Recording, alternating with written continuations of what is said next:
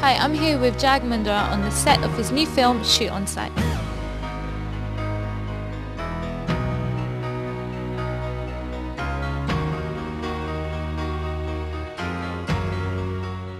What are the things you consider when you're shooting a script? Many, in terms of plot, story, characters, locations, relevance of the story to today's time. There are all these factors which we decide, which determine what film to make. And when did you first consider that, right, directing is something I definitely want to do and I'm passionate about? Oh, I've been doing this for 28 years now. So my first film I directed was in 1979. So, and there are lots of stories to tell. I get, whenever I read the newspaper or I meet some interesting people, or always some ideas about some new character, a new plot, a new story. And then it generally gradually takes shape. And then I feel that maybe when it's ready, then I feel that maybe we should make that film. Okay, and out of all the films you've done, putting you on the spot now, which one is your most favorite film and why? Well, it's like asking a father which one of his children is his favorite. I mean, all have their own special place. But there are certain films which are pretty close to my heart. Provoked was one, which recently was released. Pavandar was another one, which I shot in Rajasthan.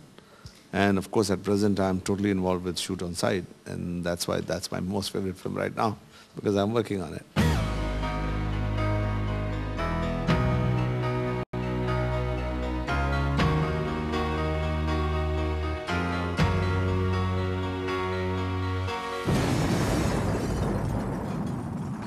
And you've been directing for a very, very long time now. Taking you back to your very, very, very first film, what was that like directing for you and how did you feel? It was good and bad, because the first film I directed, I never really worked as an assistant to anyone. I never really worked on any set before. I had trained myself in terms of academics by attending classes, by reading books and so on. But I really, when I went on the set of my first film, which was called Surag in 1979-80, I realized that how little I knew. There was a very big difference between theoretical knowledge and practical knowledge. And I somehow fumbled my way through the first film. But when I was editing it, I knew the mistakes I had made. And I learned from every film after that. And, at least the craft of filmmaking, I know now. Art of filmmaking is something subjective. Somebody may disagree or agree with my choices, creative choices. But I know how to make a film, how to put together a film. And it's been now 31st film I'm doing now. So hopefully by now I know how to do it. And can you tell me why you choose to do all your films in English? Not all my films. I've done Hindi films also. My first film, Surag, was in Hindi. My second film, Kamla, was in Hindi. And recently my film, Pavandar, was in Hindi. But majority of my films have been in English.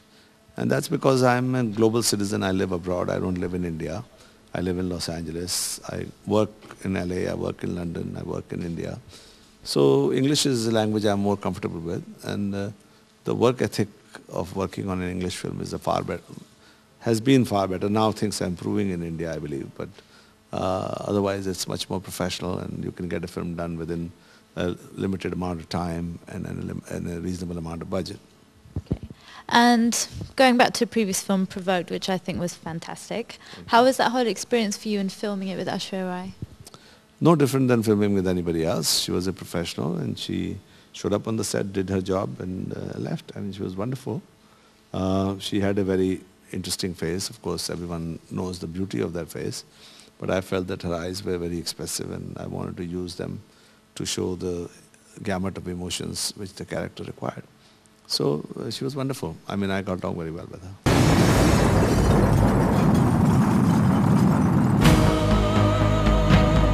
10 years I've married to Deepak. Not one night of happiness.